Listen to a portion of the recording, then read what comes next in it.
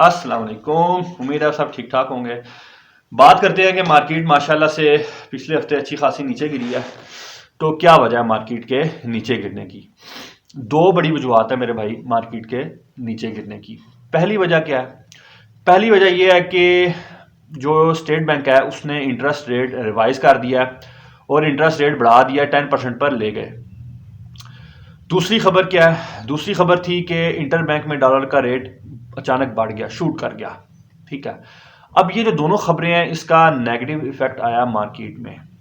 अब होता ही है कि अगर खबर लोग तवक्को कर रहे हो ना पहले से ही, यानी कि खबर के अनाउंस होने से पहले ही लोगों को पता हो कि ये होना है, तो मार्केट जो है उस खबर के अनाउंस होने के बाद रिएक्ट नहीं करती। मार्केट पहले ही रिएक्ट कर जाती है। यानी कि जब लोग तवक्को कर रहे हैं कि मिसाल के तौर पे इंटरेस्ट रेट बढ़ना है, तो ऑलरेडी उसका जो इफेक्ट होना है वो पहले ही मार्केट में हो जाता है। जिन शेयर्स ने ऊपर जाना होता है वो चले जाते हैं, जिन शेयर्स ने नीचे जाना होता है वो नीचे चले जाते हैं। और जब वो खबर अनाउंस होती है तो कोई खास फर्क नहीं पड़ता मार्केट में, क्योंकि लोगों को पहले से ही पता था कि ये न्यूज़ आनी है। उन्होंने पहले से ही उसका जो इफेक्ट है वो मार्केट में वो आ चुका होता है।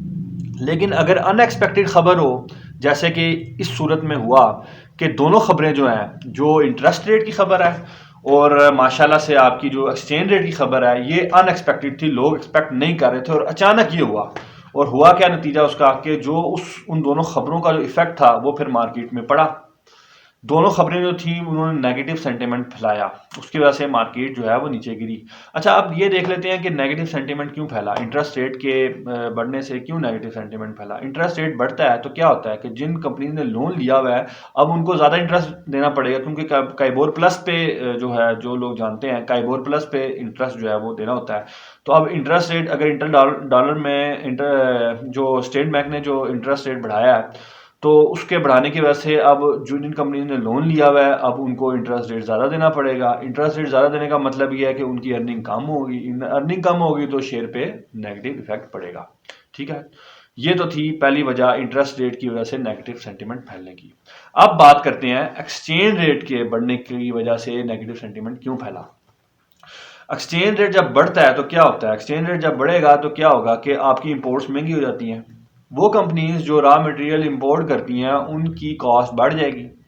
ठीक है, अब कॉस्ट जब बढ़ेगी तो क्या होगा?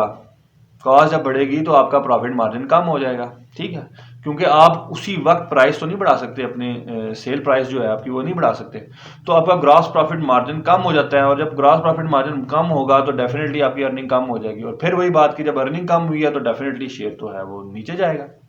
तो ये दोनों न्यूज़ जो थी ये नेगेटिव सेंटिमेंट वाली न्यूज़ थी, जिसकी वजह से मार्केट जो है वो नीचे आई। हालांकि एक अच्छी खबर भी थी यूएस वाली कि पाकिस्तान और अमेरिका के ताल्लुकात थोड़े से बेहतर होते नज़र आए, लेकिन इतनी बुरी सेंटीमेंट फैला कि ये जो पॉजिटिव न्यूज़ थी ये कहीं पीछे चली गई। तो ये दो वजूहत थी जिसकी वजह से आपकी मार्केट जो है वो नीचे गिरी है। और क्यों नीचे गिरी है जो मैंने आपको एक्सप्लेन किया नेगेटिव सेंटीमेंट की, उम्मीद आपको समझ लग गई होगी। तो अगर वीडियो की समझ लगी है तो लाइक करें, कोई समझने वाली चीज़ है तो नीचे कमेंट करके मुझे बताएं, मैं कोशिश करूंगा आपकी बात का जवाब देने की। और अगर आपने मेरे चैनल को सब्सक्राइब नहीं किया हुआ, इस वीडियो के नीचे अगर आप देखें तो एक रेड बटन होगा, सब्सक्राइब का लिखा बटन होगा, वो आप क्लिक कर दें ताकि आप सब्सक्राइब कर लें। उसका फ़ायदा ये होगा कि आपको मेरी हर नई वीडियो का नोटिफिकेशन जो है वो मिलता रहेगा। जिन्होंने पहले से सब्सक्राइब किया हुआ है उनको दोबारा सब्सक्राइब करने की जरूरत नहीं है। तो उम्मीद आपको समझ लग गई होगी। तो अगली वीडियो तक के लिए मेरी तरफ से खुदाफिज़, फ़ी अमानिल्लाह।